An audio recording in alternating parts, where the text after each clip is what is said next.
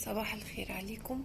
طبعا انا لسه صاحيه، دخلت المطبخ. انا امبارح كنت تعبانه، ما كنتش قادره اعمل اكل بصراحه.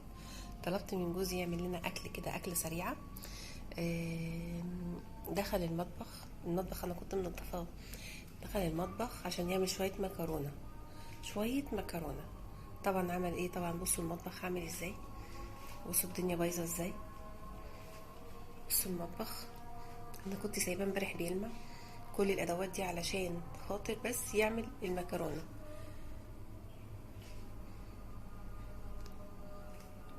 الدنيا بقت خربانه ازاي، بصوا المنظر، بصوا الرخامه، بصوا الدنيا خربانه ازاي بس عشان يعمل لنا شويه مكرونه.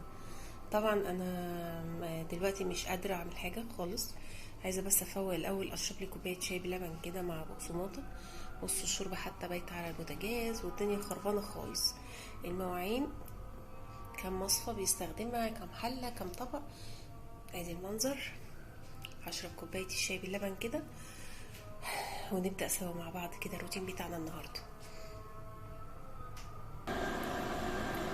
اعمل كوبايه اللبن.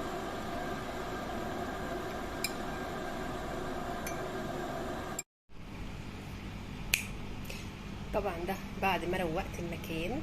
بصوا المكان عامل ازاي، بصوا المطبخ، شوفوا الفرق، شوفوا فرق الواحدة وهي في البيت عامل المكان ازاي. شوفوا النظافة، شوفوا المكان، شوفوا الحلاوة، شوفوا الروقان يا جماعة، شوفوا يا جماعة الروقان. بصوا الحلاوة، بصوا الدنيا نظيفة ازاي، شوفوا الدنيا نظيفة ازاي.